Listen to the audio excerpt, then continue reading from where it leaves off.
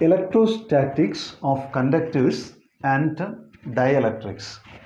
First, let us try to understand the meaning of electrostatic equilibrium. In the case of conductors, large number of mobile charges are there. So you know the structure of an atom. At the center there is a nucleus. Electrons are there in various orbits. In the case of good conductors like copper, iron, electrons in the last orbits are not bound to the nucleus. So they can move freely. So the electrons in the conductors are in continuous random motion. So there is no net motion in a particular direction. So there is no net current when there is no external field. When there is no external field, electrons are in random motion. So that will not make current. So this is what is known as electrostatic equilibrium. Then in the case of a conductor, electric field inside will always be zero. So you consider a sphere, whether it is hollow sphere or a solid sphere, field inside will be always zero. So imagine, or suppose field is not zero, then there will be a force. So because of that force, electron will be moving in a particular direction. There will be a net motion. That contradicts the fact that conductors are at electrostatic equilibrium. Now that you can understand by applying an external field. So this is a conductor. Before you apply external electric field, it is in electrostatic equilibrium. Suppose you apply an external electric field in that direction. This arrow mark shows the direction of the external electric field. External electric field is acting that side. So electrons will be deflected in the opposite direction. So it will be moving this side. So this side it will become negative. This side it will become positive. So there is a internal electric field. Then this internal electric field will be going on increasing till it becomes equal to the external electric field. Then the conductor will be in electrostatic equilibrium. This will happen in 10 raised to minus 16 seconds. So this is almost instantaneous. There is no net charge inside the conductors. The charges must reside only on the surface of the conductor.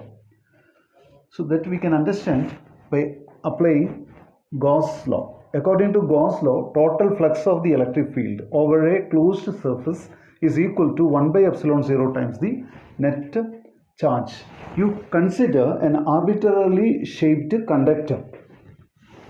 Then you consider a Gaussian surface very close to the surface of the conductor. Already you learned electric field inside a conductor is zero. So total electric field is zero. So total flux will be zero. So this flux will be zero.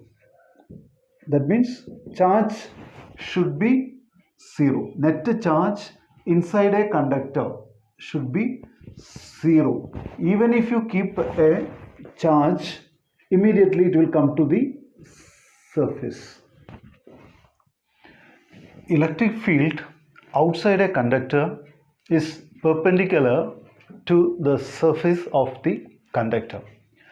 When the conductor is in electrostatic equilibrium, electric field should be perpendicular. Let us see what will happen if it is not perpendicular. So here it is not perpendicular. It is electric field is acting along this direction. So it can be resolved into two components. One component is parallel to the conductor. The other one is perpendicular. This parallel component will accelerate the electron. So it will not be in electrostatic equilibrium. That means when the conductor is in electrostatic equilibrium, electric field should be perpendicular to the surface of the conductor. Here you can see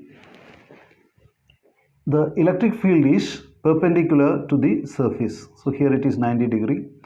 So now here also it is 90 degree.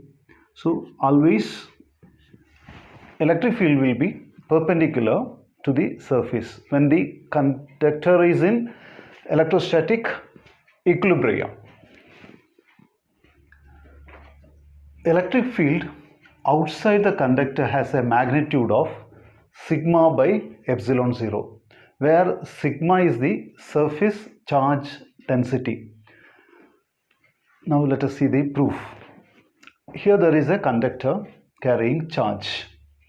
To find out the electric field here, consider a Gaussian surface like this, a cylindrical Gaussian surface of area A, and half of the cylinder is embedded inside the conductor.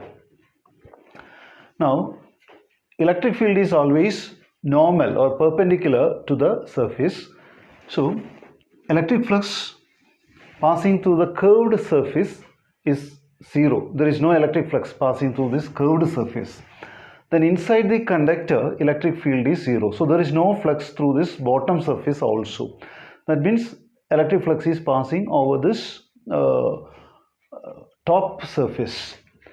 Then we can apply here, we can apply Gauss law. Here electric field and area vector both are in the same direction. So electric flux is equal to E into A. According to Gauss law, total flux of the electric field is 1 by epsilon 0 times the net charge. So here flux is E into A. Here both are in the same direction. This is the electric field and this is the area vector. Flux is E vector dot dA vector. So EA cos theta. Now theta is 0. So E into A. Flux is E into A. Then surface charge density is sigma. So for this Q we can write sigma into A. So this is the charge per unit area. Then charge enclosed by this Gaussian surface is sigma A. So Q is sigma A. Now you can cancel this A. So electric field is E is equal to sigma by epsilon 0. In vector notation you can write like this: E vector is equal to sigma by epsilon 0 n cap. If it is positive charge, this n cap is perpendicularly outward. If negative, it is inward. When a conductor is in electrostatic equilibrium, electric potential has the same value on the surface and inside the conductor. Electric field is always perpendicular to the surface when the conductor is in equilibrium, electrostatic equilibrium. So there is no component of the electric field parallel to the surface of the conductor. So there is no work is to be done to move a charge along the surface. That means all the points on the surface are at the same potential. Then already you have seen electric field inside a conductor is 0. That means potential is same as at the surface.